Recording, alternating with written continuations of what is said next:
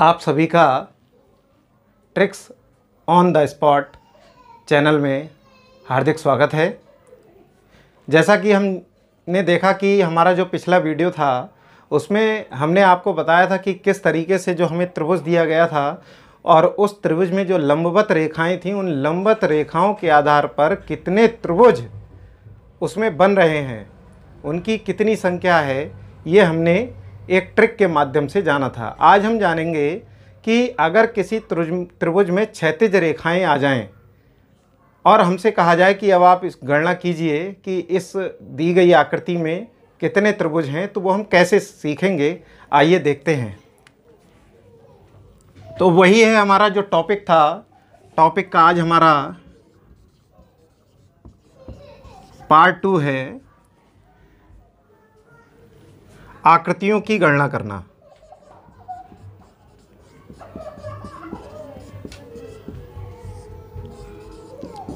की गणना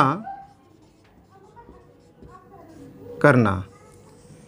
तो अब मैंने आपको बताया था कि जैसे मान लिया ये त्रिभुज है, तो इस त्रिभुज में अगर इस तरीके से अगर सीधी सीधी रेखाएं होती हैं तो वो लंबवत होंगी, और अगर इस तरीके से आ जाए तो ये जो रेखा होती है हमारी वो होती है क्षैतिज।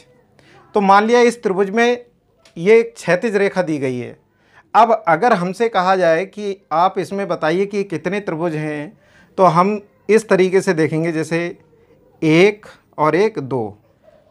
बिल्कुल ज़रूरत नहीं है उसको करने की, आप ऐसे लिखिए 1 और 2, यानी कि हमारी जो पॉइंट है 1 और 1 2, दो क्षैतिज रेखाएं हैं। तो दो क्षैतिज रेखाएं हमें ये बता रही हैं कि इस आकृति में त्रिभुजों की संख्या भी 2 ही रहेगी। या इसका मतलब ये हुआ कि किसी अगर त्रिभुज में दी गई जितनी भी क्षैतिज रेखाएं होती हैं उतने ही उस आकृति के अंदर त्रिभुजों की संख्या रहेगी। अब इसमें क्या हुआ, ये 1 और 1 2, तो ये हमारे कितने 2 त्रिभुज हो गए। ठीक है। ऐसे ही अगर हम इसको और बढ़ा दें 1 2 3 4, तो अब ये कितने हो गए, तो ये हो गए आपके 1 2 3 और 4। यानी हमारी जो क्षैतिज रेखाएं कितनी, 1 2 3 4, 1 2 3 4 और 1 ये क्षैतिज रेखा 5। यानी इसमें जो त्रिभुजों की संख्या है वो कितनी हो गई, अब 5। ये वाली क्षैतिज रेखा रह गई थी गिनने से। ऐसे ही अगर आगे बढ़ा जाए, यानी कि जितनी आपकी क्षैतिज रेखाएं होंगी उतनी ही त्रिभुजों की संख्या होगी।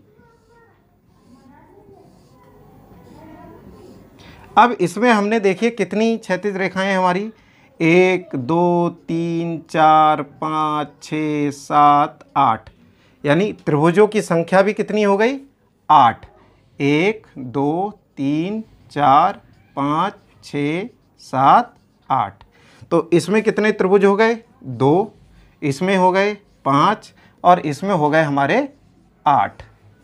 ये है आपका क्षैतिज रेखा के आधार पर त्रिभुजों की संख्या ज्ञात करना।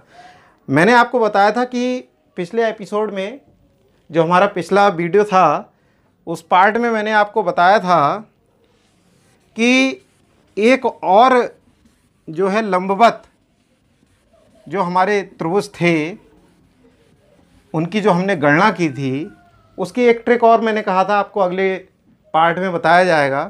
तो मैंने आपको पिछले पार्ट में ये बताया था कि ये बताया था मैंने आपको, यहाँ कितने हो गए, 1 2 3। इसका मतलब क्या है, 1 + 2 + 3, टोटल कितने हो गए, 3 2 5 और 1 6। यानी कि त्रिभुज की संख्या कितनी हो गई, 3 और 2 5 और 1 6, कुल मिला के 6। अब अगर हम इसको दूसरी ट्रिक से करें तो हमारा जो लास्ट नंबर है, ठीक है, हमारा जो लास्ट नंबर है इसको अगर हम ले लें, ठीक है, और इसके अगला जो नंबर आने वाला है उसको इसमें जोड़ दें, मल्टीप्लाई कर दें, सॉरी।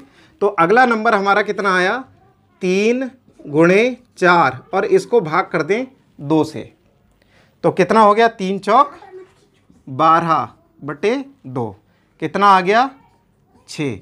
यानी कि हम त्रिभुजों की संख्या इस तरीके से भी ज्ञात कर सकते हैं। हमारा जो लास्ट नंबर है वो, उसके बाद में जो हमारा अगला नंबर आने वाला है उसका दोनों का मल्टीप्लाई किया, 2 से डिवाइड किया, हमारी त्रिभुज की संख्या आ गई। ऐसे ही अगर अगले पार्ट एक और अगर हम देखें तो आप अभी 2 मिनट में इसको सीख जाएंगे दूसरे तरीके से भी करना। तो इसमें आ रही है 1 2 3 4 5 और 6। तो 6 के बाद में अगला नंबर आया 7, डिवाइड किया हमने 2 से, तो कितना हो गया, 42/2। ठीक है, तो इसको जब हम करेंगे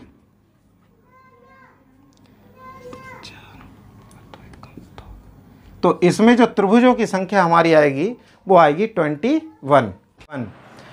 तो इस तरीके से हम अगर कोई भी सवाल अगर हमारा आ जाता है तो उसको बड़ा आसानी से, बड़ी अच्छी तरीके से हम कर सकते हैं और अपना समय किसी भी परीक्षा में बचा सकते हैं।